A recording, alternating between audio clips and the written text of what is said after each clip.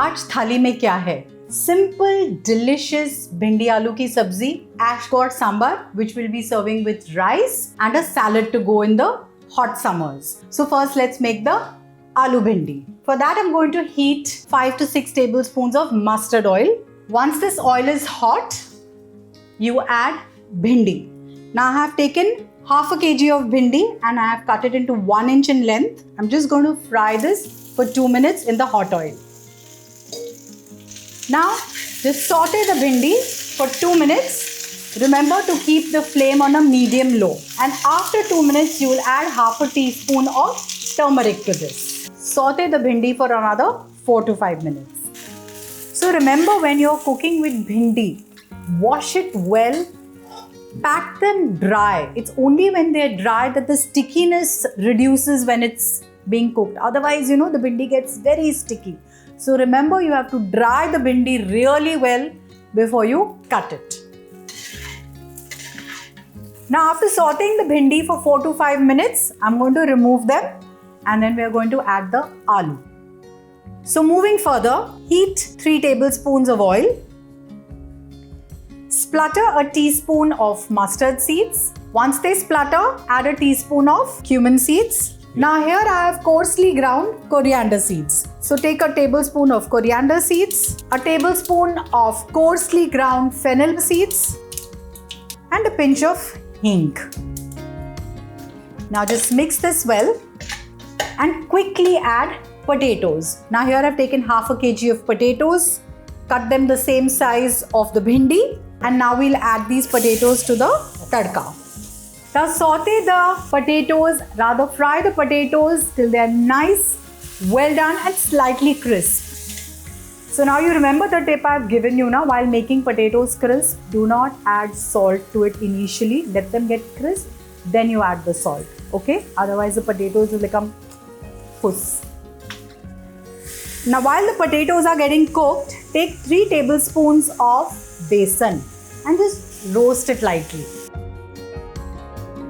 You can see the color of the gram flour has changed to a slight golden. Now shut the flame and keep it aside. I'll tell you what to do after this. We'll see what is happening with the potatoes. The potatoes are quite done, 70% done. We need to cook them further with the masalas. So now add 1 inch of ginger that's finely chopped. And here I have crushed 4 green chilies. These are the tikha ones, the spicy ones. So I'm going to add that as well. Saute this on a medium to low flame for 2 minutes. Now add the bhindi back to the kadhai. Mix the vegetables well in the masala. Cover it and cook it for 3 to 4 minutes. Now after 4 minutes, just mix this well and now we'll add the rest of the ingredients. I'm going to add half a teaspoon of chili powder, half a teaspoon of garam masala powder, some salt to taste. Now this roasted gram flour, 3 tablespoons. I'm just going to sprinkle this on the bhindi. Mix this well. Let the vegetables get coated completely with all these masalas. Now cover this and cook again for another 4 to 5 minutes. Now after cooking the vegetables for 4 to 5 minutes, drizzle the lime juice. So about a tablespoon of lime juice or a little more is good enough to give that little tangy taste to the sabzi. One final mix and the bhindi aloo is ready and we'll move on to the ash god sambar. Now for the ash god sambar, take about 3/4 liter of water, add half a kilo of chopped ash god. So I have chopped it into 1 inch cubes and this sabzi or the sambar is so cooling in the hot summers. You don't want to eat anything spicy but you yet want to eat something warm. This is an ideal recipe for that. So we'll cook half a kg of ash god in water. Now just add half a teaspoon of turmeric powder to this, some salt to taste. Now just give this one stir and cover this till the vegetable is almost done. Now while this is cooking, we'll prepare the curry paste. Take half a fresh coconut, grated, grind it along with 4 to 5 green chilies, a sprig of curry leaves, and here I have 2 tablespoons of soaked rice, a teaspoon of jeera, and now we'll grind this to a nice fine paste.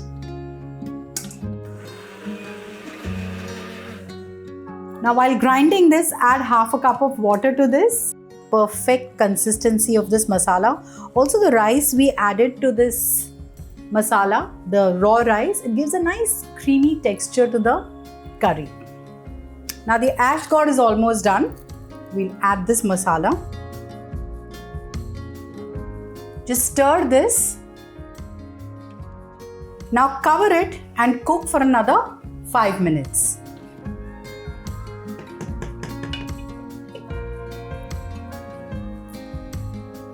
So our sambar is simmering. We yet have to finish it by adding yogurt. So I've taken half a cup of dahi. This is a little sour.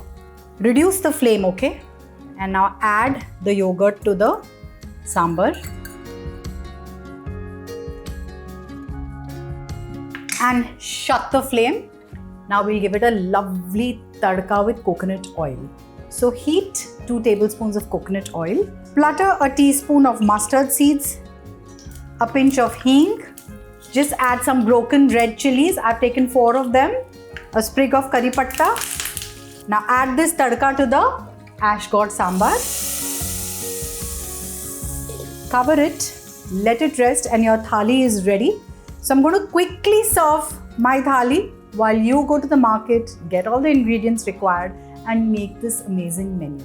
And keep watching Smita Dev.